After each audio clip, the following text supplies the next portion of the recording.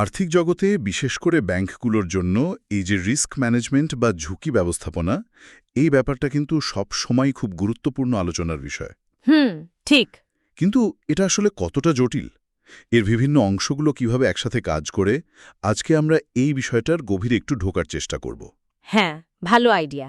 আমাদের হাতে কিছু সোর্স আছে, ধরুন বিভিন্ন চেকলিস্ট, কিছু প্রশ্নোত্তর, আর অবশ্যই সিলিকন ভ্যালি ব্যাংকের মতো রিসেন্ট কেস স্টাডি। এগুলো থেকে আমরা বোঝার চেষ্টা করব ঝুঁকি ব্যবস্থাপনার পুরো কাঠামোটা, মানে বিভিন্ন কমিটির রোল কি, আর এই পুরো সিস্টেমটার আসল গুরুত্বটা কোথায়। ঠিক তাই। আমাদের উদ্দেশ্য কিন্তু শুধু বিভিন্ন অংশগুলোর নাম বলা নয়, বরং সেগুলোর ভেতরের কানেকশনটা বোঝা। কিভাবে একটা ভালো শক্তিশালী সিস্টেম তৈরি হয়, কেন এটা একটা ব্যাংকের টিকে থাকার জন্য জরুরি। আর সবচেয়ে বড় কথা, যখন এই সিস্টেমে কোনো গণ্ডগোল হয় তখন সিলিকন ভ্যালি ব্যাংকের মতো ঘটনা কেন ঘটে, সেই দিকগুলো আমরা একটু দেখব। দেখা যাক সোর্সগুলো আমাদের কি বলে। বেশ, তাহলে একদম শুরু থেকে ধরা যাক। আমরা প্রায় শুনি সাউন্ড রিস্ক ম্যানেজমেন্ট সিস্টেম বা একটা সুদৃঢ় ঝুঁকি ব্যবস্থাপনা ব্যবস্থার কথা। সোর্সগুলোর ভিত্তিতে এর মেইন জিনিসগুলো, মানে অপরিহার্য উপাদানগুলো আসলে কি কি? শুধু লিস্ট না, এগুলোর মধ্যে সম্পর্কটা কেমন? দেখুন, একটা ভালো রিস্ক ম্যানেজমেন্ট সিস্টেমের ভেদ কিন্তু কয়েকটা পিলারের উপর দাঁড়িয়ে। প্রথমটা, আর সম্ভবত সবচেয়ে ইম্পর্ট্যান্ট, সেটা হচ্ছে বোর্ড অফ ডিরেক্টরস আর সিনিয়র ম্যানেজমেন্টের একদম অ্যাক্টিভ ইনভলভমেন্ট আর লিডারশিপ। মানে শুধু পলিসি অ্যাপ্রুভ করা নয়? না না, শুধু সেটা নয়, বরং রিস্ক ম্যানেজমেন্টকে পুরো কোম্পানির কালচারের একটা অংশ করে তোলা। সোর্সগুলো কিন্তু এটাই জোর দিয়ে বলছে যে ঝুঁকি যদি শুধু একটা আলাদা ডিপার্টমেন্টের কাজ ভাবা হয় তাহলেই সমস্যা। আচ্ছা। দ্বিতীয়ত, দরকার একটা পরিষ্কার অর্গানাইজেশন, পলিসি আর প্রসেস। মানে কে কোন রিস্কের জন্য রেসপন্সিবল, কিভাবে রিস্ক মাপা হবে, রিপোর্টিংটা কেমন হবে, এই সব কিছুর একটা ক্লিয়ার ফ্রেমওয়ার্ক থাকা যায়। তৃতীয়ত, একটা নির্ভরযোগ্য ম্যানেজমেন্ট ইনফরমেশন সিস্টেম বা MIS। এটা খুব জরুরি, কারণ ঠিক সময়ে ঠিক ফরম্যাটে যদি ডেটা না পাওয়া যায় তাহলে বোর্ড বা ম্যানেজমেন্ট তো ডিসিশন নিতে পারবে না, অন্ধকারে ঢিল ছোড়ার মতো হবে। রাইট। যেমন ধরুন, সুদের হার বাড়লে কি হবে, সেটা বুঝতে তো ডেটা লাগবে। এক্স্যাক্টলি, রিয়েল টাইম ডেটা দরকার। আর চতুর্থত হচ্ছে গিয়ে এফেক্টিভ ইন্টারনাল কন্ট্রোলস আর লিমিটস। মানে ঝুঁকি নেওয়ার একটা অ্যাপ্রুভড লেভেল থাকবে, আর সেটা ক্রস করছে কিনা তা দেখার একটা সিস্টেম থাকতে হবে। তার মানে এই চারটি জিনিস একে অপরের সাথে জুড়ে আছে। হ্যাঁ, একদম। বোর্ডের অ্যাক্টিভনেস নির্ভর করছে ভালো তথ্যের ওপর।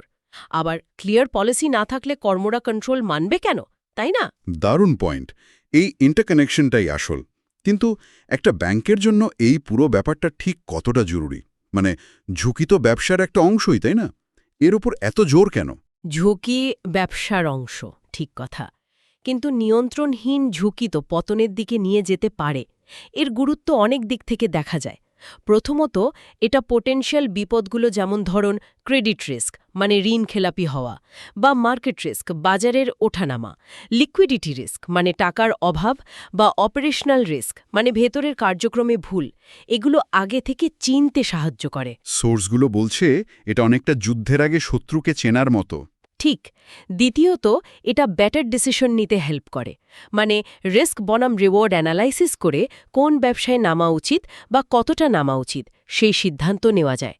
তৃতীয়ত, রেগুলেটরি কমপ্লায়েন্স মানে নিয়ম কানুন মেনে চলা। ও হ্যাঁ, সেন্ট্রাল ব্যাংকের নিয়ম তো মানতেই হবে। অবশ্যই। নিয়ম ভাঙলে তো ফাইন হতে পারে, এমনকি লাইসেন্সও চলে যেতে পারে। চতুর্থত, এবং এটা খুব খুব ইম্পর্ট্যান্ট, কাস্টমার আর ইনভেস্টরদের ট্রাস্ট বা আস্থা ধরে রাখা। মানুষ তো জানতে চায় তাদের টাকা বা ইনভেস্টমেন্ট সেফ আছে কিনা। আস্থার ব্যাপারটাই আসল। এ ফ্রন্ট ডেস্কের কর্মী পর্যন্ত ঝুঁকি নিয়ে ভাবে, তখন ভুল হওয়ার চান্স কমে। আর সব শেষে আজকের দুনিয়া তো খুব দ্রুত পাল্টাচ্ছে, তাই না? হ্যাঁ, বটেই তো। এই পরিবেশে টিকে থাকতে হলে রিস্ক ম্যানেজমেন্টের মাধ্যমে চেঞ্জের সাথে দ্রুত মানিয়ে নেওয়ার ক্ষমতা দরকার। যেমন ধরুন নতুন টেকনোলজি বা জিওপলিটিক্যাল ক্রাইসিস, এগুলো তো নতুন নতুন রিস্ক তৈরি করছে। এই রিস্ক সচেতন কালচারের আইডিয়াটা ইন্টারেস্টিং। মানে এটা শুধু একটা ডিপার্টমেন্টের কাজ নয়, পুরো অর্গানাইজেশনের মাইন্ডসেট। আচ্ছা, এই যে জটিল সিস্টেমটা, এতে বিভিন্ন প্লেয়ার বা স্টেক হোল্ডার্সদের রোলটা কি? প্রথমেই আসি বোর্ড অফ ডিরেক্টরস বা BODর কথায়। রিস্ক ম্যানেজমেন্টে তাদের সঙ্গীতীয় কাজটা কি? সোর্সগুলো কি তাদের ভূমিকা নিয়ে কিছু বলছে? বোর্ড অফ ডিরেক্টরস, তাদের কাঁধেই কিন্তু ফাইনাল রেসপন্সিবিলিটি। তারা হলেন কোম্পানির রিস্ক ম্যানেজমেন্টের বলতে পারেন গার্জিয়ান। তাদের মেন কাজগুলোর মধ্যে প্রথমটা হলো কোম্পানির রিস্ক অ্যাপেটাইট ঠিক করা। রিস্ক অ্যাপেটাইট মানে? মানে হচ্ছে ব্যাংক কতটা ঝুঁকি নিতে ইচ্ছুক এবং সক্ষম। এটাকে ধরুন গাড়ির স্পিডোমিটারে একটা ম্যাক্সিমাম স্পিড লিমিট সেট করার মতো একটা ক্লিয়ার লিমিট থাকা দরকার। আচ্ছা আচ্ছা, বুঝলাম। দ্বিতীয়ত, তারাই রিস্ক ম্যানেজমেন্টের ওভারঅল পলিসি আর ফ্রেমওয়ার্ক অ্যাপ্রুভ করে এবং দেখে যে সেগুলো কোম্পানির লক্ষ্যের সাথে মিলছে কিনা। তৃতীয়ত, তাদের একটা বড় কাজ হলো রিস্ক ম্যানেজমেন্ট ঠিকমতো কাজ করছে কিনা সেটা রেগুলারলি সুপারভাইজ করা। ম্যানেজমেন্ট ঠিক কাজ করছে, রিস্কগুলো ধরা পড়ছে, কন্ট্রোলগুলো যথেষ্ট, এগুলো তারা দেখে। তারা কি শুধু রিপোর্ট দেখে? না, এখানেই পয়েন্ট। সোর্সগুলো বলছে একটা এফেক্টিভ বোর্ড শুধু রিপোর্ট অ্যাকসেপ্ট করে না, তারা কোয়েশ্চেন করে, চ্যালেঞ্জ করে, দরকার হলে ম্যানেজমেন্টকে অ্যাকাউন্টেবল করে। একটা সোর্স যেমন বলছে, অনেক সময় বোর্ড মিটিংয়ে রিস্ক নিয়ে যথেষ্ট গভীর আলোচনা হয়ই না। ওহ, এটা তো রিস্কি। হ্যাঁ, এটাই পরে বিপদের কারণ হতে পারে। তাই বোর্ডের মেম্বারদের এই ব্যাপারে যথেষ্ট নলেজ থাকতে হবে আর সময় দেওয়ার মানসিকতাও থাকতে হবে। বোঝা গেল। বোর্ড তাহলে স্ট্র্যাটেজিক দিকটা দেখছে। কিন্তু আমরা দুটো কমিটির নাম খুব শুনি, বোর্ড রিস্ক ম্যানেজমেন্ট কমিটি বিআরএমসি আর এক্সিকিউটিভ রিস্ক ম্যানেজমেন্ট কমিটি ইআরএমসি। এই দুটোর মধ্যে মেন ডিফারেন্সটা কি? সোর্সগুলো এদের কাজ বা কোনো কনফ্লিক্ট নিয়ে কিছু বলছে? এটা একটা খুব ইম্পর্ট্যান্ট ডিস্টিংশন। দুটো কমিটি দরকারি, কিন্তু তাদের কাজের লেভেল আর ফোকাসটা আলাদা। বিআরএমসি মানে বোর্ড রিস্ক ম্যানেজমেন্ট কমিটি, এটা হলো বোর্ডেরই একটা সাবকমিটি। বোর্ডের অংশ? হ্যাঁ, বোর্ডকে রিস্কের ব্যাপারে হেল্প করার জন্য। এদের মেইন কাজ হলো রিস্ক ম্যানেজমেন্টের স্ট্র্যাটেজিক ওভারসাইট। মানে ওরা রিস্ক পলিসিগুলো ডিপলি রিভিউ করে, রিস্ক অ্যাপেটাইটটা ঠিক আছে কিনা দেখে, আর ওভারঅল ফ্রেমওয়ার্কটা স্ট্রং আর ইফেক্টিভ কিনা সেটা এনশিওর করে। আর ইআরএমসি? ইআরএমসি মানে এক্সিকিউটিভ রিস্ক ম্যানেজমেন্ট কমিটি। এটা হলো সিনিয়র এক্সিকিউটিভদের একটা কমিটি। ধরুন বিভিন্ন ডিপার্টমেন্টের হেডরা এখানে থাকেন। এদের কাজ হলো রিস্ক ম্যানেজমেন্টের ডে টু ডে অপারেশনগুলো চালানো আর কোঅর্ডিনেট করা। মানে ফিল্ড লেভেলের কাজ বলতে পারেন। তারা নির্দিষ্ট রিস্কগুলো আইডেন্টিফাই করে, সেগুলোর ইম্প্যাক্ট অ্যানালাইসিস করে আর রিস্ক কমানোর জন্য স্ট্র্যাটেজি বানায় আর ইমপ্লিমেন্ট করে। একটা উদাহরণ দিই। হ্যাঁ, দিন না। ধরুন বিআরএমসি ঠিক করল যে একটা নির্দিষ্ট সেক্টরের লোনের পরিমাণ টোটাল লোনের 20%-এর বেশি হবে না। এটা হলো স্ট্র্যাটেজি। এবার ইআরএমসি এনশোর করবে যে এই পলিসিটা মাঠ পর্যায়ে মানা হচ্ছে কিনা। যদি লিমিট ক্রস করার রিস্ক দেখা দেয়, তখন কি অ্যাকশন নিতে হবে সেটা ইআরএমসি ঠিক করবে। আচ্ছা, ক্লিয়ার হলো। একটা টপ ডাউন ভিউ আর একটা গ্রাউন্ড লেভেল। ঠিক। সোর্সগুলো বলছে এই দুই কমিটির মধ্যে রেগুলার আর ট্রান্সপারেন্ট কমিউনিকেশন থাকাটা মাস্ট। বিআরএমসি স্ট্র্যাটেজিক ডিরেকশন দিল, কিন্তু ইআরএমসি যদি মাঠের রিয়ালিটি বা চ্যালেঞ্জগুলো ঠিকমতো না জানায়, তাহলে পুরো সিস্টেমটাই কিন্তু উইক হয়ে পড়বে। আবার উল্টোটাও হতে পারে। হ্যাঁ, ইআরএমসি যদি খুব বেশি অপারেশনাল দিকে ফোকাস করে আর স্ট্র্যাটেজিক রিস্কগুলো ইগনোর করে, সেটাও ডেঞ্জারাস। তাই ব্যালেন্সটা খুব জরুরি। তার মানে একটা হলো ক্যামেরার ওয়াইড অ্যাঙ্গেল ভিউ আর একটা ক্লোজ আপ শট। এই সিস্টেমে তো চিফ রিস্ক অফিসার বা সিআরও রোলটা খুব ভাইটাল হওয়ার কথা। সোর্স অনুযায়ী এই পোস্টের দায়িত্ব ঠিক কি আর কেমন কোয়ালিফিকেশন আশা করা হয়? এখানে কি কোনো চ্যালেঞ্জ বা টেনশনের ব্যাপার আছে? অবশ্যই। সিআরও হলেন পুরো রিস্ক ম্যানেজমেন্ট সিস্টেমের মেইন লোক, মানে চিফ এক্সিকিউটিভ। তার মূল রোল হল পুরো কোম্পানির রিস্ক ম্যানেজমেন্ট অ্যাক্টিভিটিসগুলোকে একসাথে করা, সুপারভাইজ করা আর এনশোর করা যে রিস্কগুলো কোম্পানির রিস্ক অ্যাপাটাইটের লিমিটের মধ্যেই আছে। তিনি রিস্ক ম্যানেজমেন্টের পলিসি, ফ্রেমওয়ার্ক, প্রসেস এগুলো তৈরি আর ইমপ্লিমেন্টেশনে লিড দেন। বোর্ড আর সিনিয়র ম্যানেজমেন্টকে রেগুলারলি রিস্ক সিচুয়েশন নিয়ে রিপোর্ট করা তার একটা মেন কাজ। একটা হেলদি রিস্ক কালচার তৈরিতেও তার রোলটা খুব বড়। চ্যালেঞ্জের কথা বলছিলেন? হ্যাঁ, তার সবচেয়ে বড় চ্যালেঞ্জগুলোর একটা হলো ইন্ডিপেন্ডেন্স বা স্বাধীনতা। সিআরওকে অনেক সময় নতুন কোনো বিজনেস প্রপোজাল বা ইনিশিয়েটিভের রিস্কের দিকগুলো তুলে ধরতে হয়। হয়তো সেটা শর্ট টার্মে লাভের পথে বাধা মনে হতে পারে। ঠিক। তাই তার ইন্ডিপেন্ডেন্টলি ওপিনিয়ন দেওয়ার ক্ষমতা থাকতে হবে, যাতে বিজনেস প্রেশার তাকে ইনফ্লুয়েন্স করতে না পারে। এই স্বাধীনতার ব্যাপারটা গুরুত্বপূর্ণ। আর যোগ্যতার ক্ষেত্রে সোর্সগুলো কি বলছে? এক্সপিরিয়েন্স বা পদের লেভেল নিয়ে কোনো কন্ডিশন আছে? হ্যাঁ, কোয়ালিফিকেশন আর পজিশন নিয়ে কিছু স্পেসিফিক কথা বলা আছে, যেমন ব্যাংকিংয়ের core activities, internal control, compliance, core banking system, এগুলোতে ভালো নলেজ আর এক্সপিরিয়েন্স মাস্ট। একটা সোর্স বলছে রিস্ক ম্যানেজমেন্টে অন্তত ৩ বছরের ডিরেক্ট এক্সপিরিয়েন্স দরকার। আর পজিশন? পদের দিক থেকে তাকে সাধারণত অন্য ডিপার্টমেন্ট হেডদের থেকে এক ধাপ উপরে বা অন্তত সমান লেভেলে রাখা হয়, যাতে সে ইন্ডিপেন্ডেন্টলি কাজ করতে পারে। আরেকটা খুব ইম্পর্ট্যান্ট পয়েন্ট হলো কনফ্লিক্ট অফ ইন্টারেস্ট এড়ানোর জন্য তার অন্য কোনো ডুয়েল রোল থাকা উচিত নয়। যেমন একই লোক সিআরও আবার চিফ অপারেটিং অফিসার বা চিফ ফিনান্সিয়াল অফিসার হতে পারবে না, কারণ এই পোস্টগুলো ডিরেক্টলি বিজনেস টার্গেট অ্যাচিভ করার সাথে জড়িত, যা রিস্ক কন্ট্রোলের রোলের সাথে কনফ্লিক্ট করতে পারে। এখানেই সেই টেনশনের দিকটা আসে। সিআরওকে একদিকে রিস্ক কন্ট্রোল করতে হবে, আবার বিজনেসের দরকারটাও বুঝতে হবে। এই ব্যালেন্সটা রাখাই তার যোগ্যতার প্রমাণ। বেশ, সিআরও তো একা নন, তার একটা পুরো টিম থাকে, রিস্ক ম্যানেজমেন্ট ডিভিশন বা ডিপার্টমেন্ট, আরএমডি। এই ডিপার্টমেন্টের মেন কাজগুলো কি কি, আর এর ভেতরে কি স্পেশালাইজ টিম থাকে? সোর্সগুলো কি বিশেষ কোনো রিস্কের ওপর আজকাল বেশি জোর দিতে বলছে? একদম। আরএমডি হল রিস্ক ম্যানেজমেন্টের ইঞ্জিন রুম। এর প্রধান কাজগুলো কি? যেমন ধরুন, কোম্পানির সামনে যত রকমের রিস্ক আছে, credit, market, liquidity, operational, compliance, reputational ইত্যাদি, সেগুলোকে আইডেন্টিফাই করা। তারপর সেগুলোকে কোয়ান্টিফাই করা, মানে মাপা আর ইভ্যালুয়েট করা। কন্টিনিউয়াসলি মনিটর করা যে রিস্ক লেভেল বদলাচ্ছে কিনা। রিস্ক কমানোর জন্য পলিসি আর প্রসেস তৈরি করা। বোর্ড, সিনিয়র ম্যানেজমেন্ট, রেগুলেটরদের জন্য রেগুলার রিস্ক রিপোর্ট বানানো। আর কোম্পানির এমপ্লয়িজদের রিস্ক ম্যানেজমেন্ট নিয়ে ট্রেনিং দেওয়া, অ্যাওয়ারনেস বাড়ানো। আর স্পেশালাইজ টিমের কথা বলছিলেন? হ্যাঁ, এই ডিভিশনের ভেতরে প্রায় স্পেশালাইজড ডেস্ক বা টিম থাকে। যেমন ক্রেডিট রিস্ক ডেস্ক, লোন যারা নিচ্ছে তারা ডিফল্ট করবে কিনা সেই রিস্ক দেখে।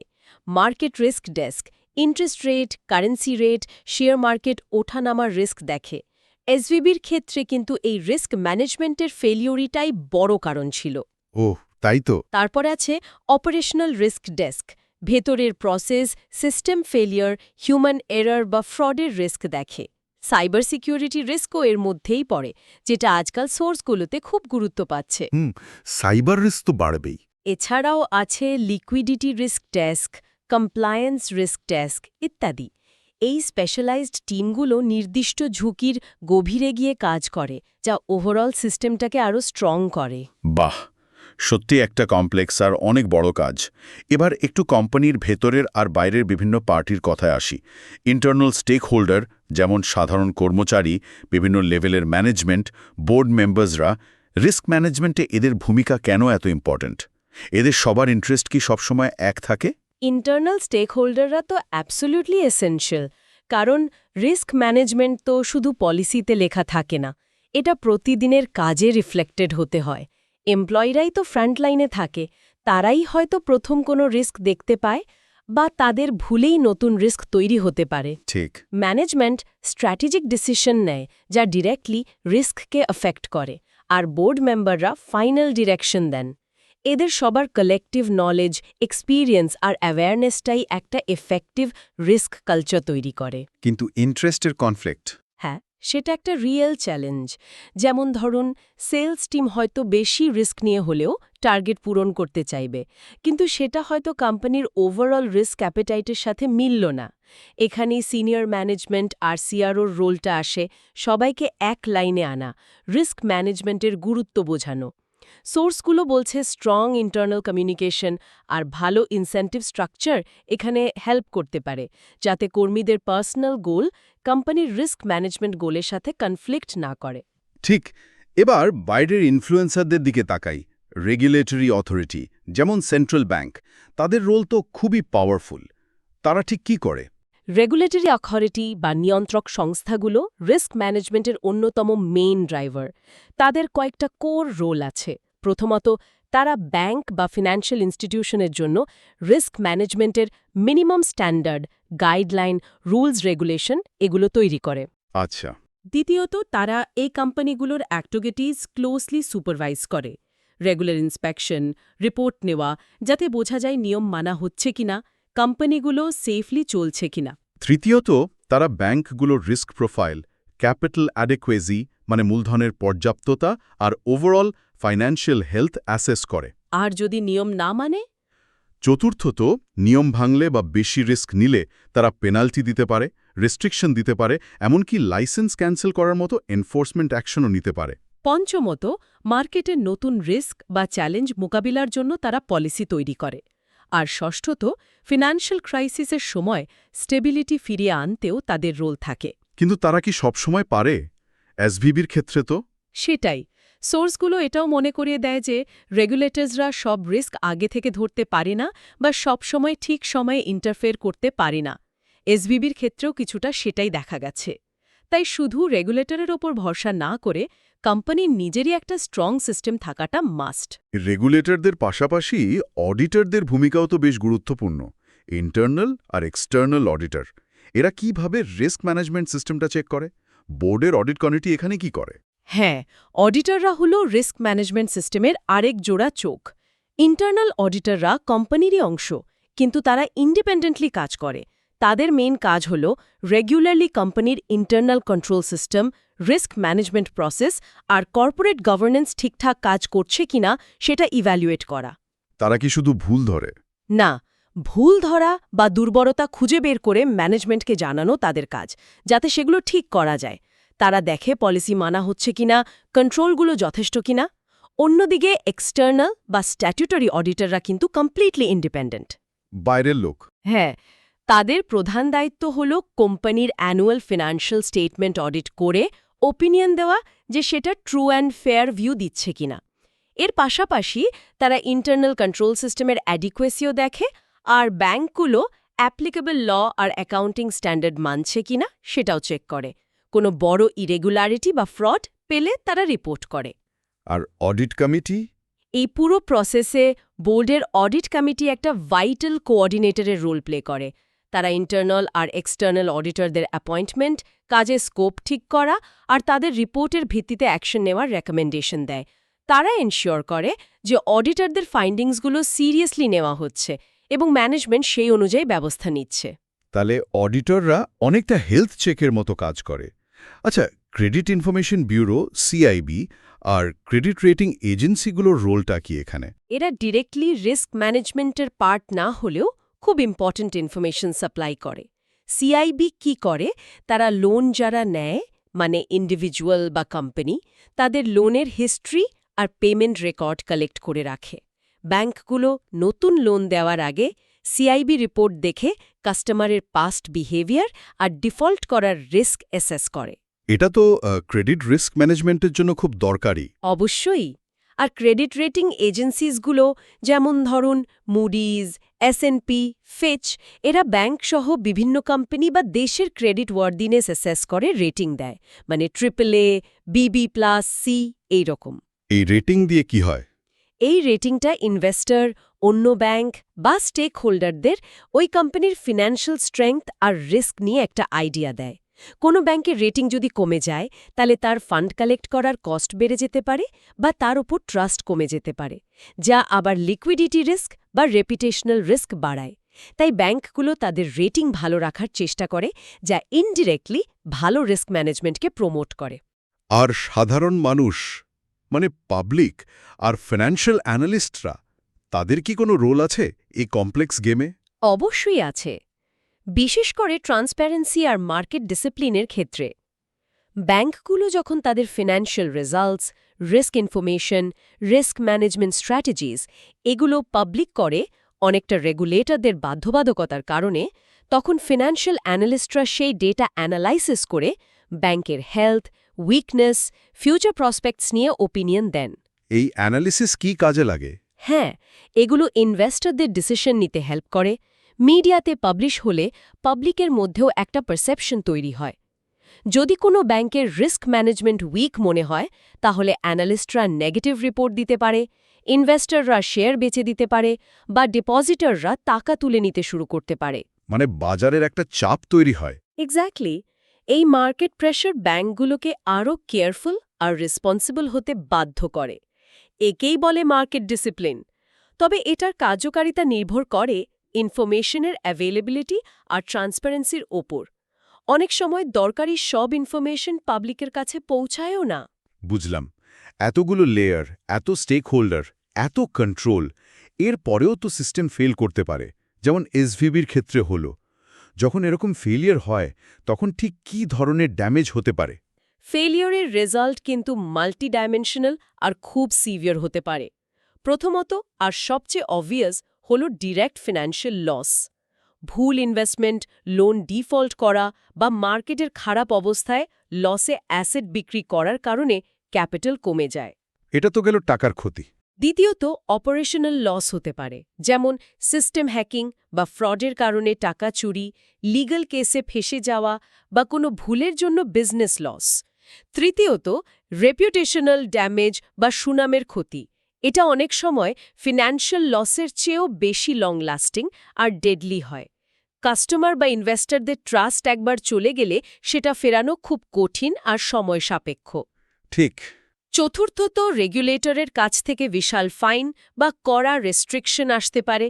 পঞ্চমত মার্কেটের কনফিডেন্স হারানোর ফলে শেয়ারের দাম পড়ে যায়, ফান্ড রেজ করা কঠিন হয়ে পড়ে, যা লিকুইডিটি ক্রাইসিস তৈরি করতে পারে। এই সবগুলো ড্যামেজ কিন্তু ইন্টারলিঙ্কড, একটা আরেকটাকে বাড়িয়ে তুলতে পারে, যা সিচুয়েশনকে আরও কমপ্লিকেটেড করে। আর এই সবগুলো ক্ষতির উদাহরণই যেন আমরা সিলিকন ভ্যালি ব্যাংকের পতনের মধ্যে দেখতে পাই। সোর্সগুলোর আলোকে যদি সংক্ষেপে ঘটনাটা আর এর পতনের মেইন কারণগুলো একটু বলেন, ম্যানেজমেন্টের কোন ফেলিওরগুলো সবচেয়ে বেশি দায়ী ছিল? ঠিক বলেছেন। এসবিবির পতনটা মানে 2023-এর মার্চে যেটা হলো, সেটা 2008 সালের পর আমেরিকার সবচেয়ে বড় ব্যাংক ফেলিওরগুলোর একটা ছিল। আর এটা পুরো ফিন্যান্সিয়াল সিস্টেমকেই বেশ নাড়িয়ে দিয়েছিল। হ্যাঁ, বেশ ভয় ধরিয়ে দিয়েছিল। পতনের পেছনে কয়েকটা মেন কারণ ছিল, যা আমাদের সোর্সগুলোতে উঠে এসছে। প্রথম আর প্রধান কারণ ছিল ইন্টারেস্ট রেট রিস্কের ভয়ঙ্কর মিসম্যানেজমেন্ট। মানে সুদের হারের ঝুঁকি। হ্যাঁ, ব্যাংকটা তাদের ডিপোজিটের একটা বিশাল অংশ লং টার্ম গভর্নমেন্ট বন্ডে ইনভেস্ট করেছিল, যখন ইন্টারেস্ট রেট খুব কম ছিল।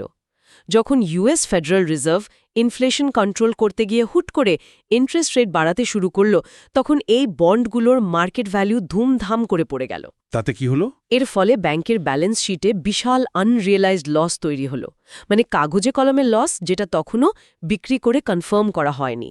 দ্বিতীয়ত ছিল কনসেন্ট্রেশন রিস্ক, মানে একটা নির্দিষ্ট সেক্টরের ওপর অতিরিক্ত ডিপেন্ডেন্সি। Tech sector. হ্যাঁ, এসবিবি মূলত টেক স্টার্টআপ আর ভেঞ্চার ক্যাপিটাল ভিসি ফান্ডগুলোর ব্যাংক হিসেবে পরিচিত ছিল।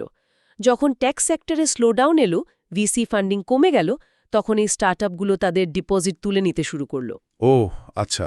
তৃতীয়ত এই দুটো কারণ মিলিয়ে তৈরি হল লিকুইডিটি ক্রাইসিস।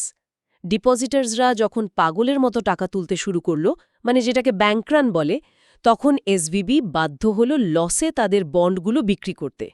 এই লসের খবর ছড়িয়ে পড়তে আতঙ্ক আরও বাড়ল আর পতনটা খুব দ্রুত হল। ম্যানেজমেন্টের ফেলিয়ারের দিকগুলো যদি স্পেসিফিক্যালি বলি, বোর্ডের রোল, সিআরও না থাকা, এগুলো কতটা এফেক্ট করেছিল? সোর্সগুলো এখানে কয়েকটা সিরিয়াস ফেলিয়ারের দিকে আঙুল তুলছে। প্রথমত, বোর্ডের ইনঅ্যাডিকুয়েট ওভারসাইট। বিশেষ করে ইন্টারেস্ট রেট বাড়ার রিস্কটাকে তারা যথেষ্ট গুরুত্ব দেয়নি বা এর ইম্প্যাক্ট কমানোর জন্য ঠিক সময়ে ঠিক ডিরেকশন দেয়নি। আর সিআরও? দ্বিতীয়ত, অবিশ্বাস্য হলেও সত্যি, পতনের আগের প্রায় 8 মাস ব্যাংকের কোনো permanent chief risk officer CRO ছিল না। কি বলছেন? হ্যাঁ, রিস্ক ম্যানেজমেন্টের সবচেয়ে ক্রিটিক্যাল পোস্টটা খালি ছিল এমন একটা সময়ে যখন রিস্কগুলো বেড়েই চলেছিল। এটা একটা বিশাল অ্যাডমিনিস্ট্রেটিভ গ্যাপ তৈরি করেছিল। তৃতীয়ত, ইন্টারেস্ট রেট রিস্ক কমানোর জন্য যথেষ্ট হেজিং স্ট্র্যাটেজি ছিল না। হেজিং মানে তো ইন্স্যুরেন্সের মতো। অনেকটা তাই। একটা রিস্ক কমানোর জন্য অন্য একটা অপোজিট পজিশন নেওয়া।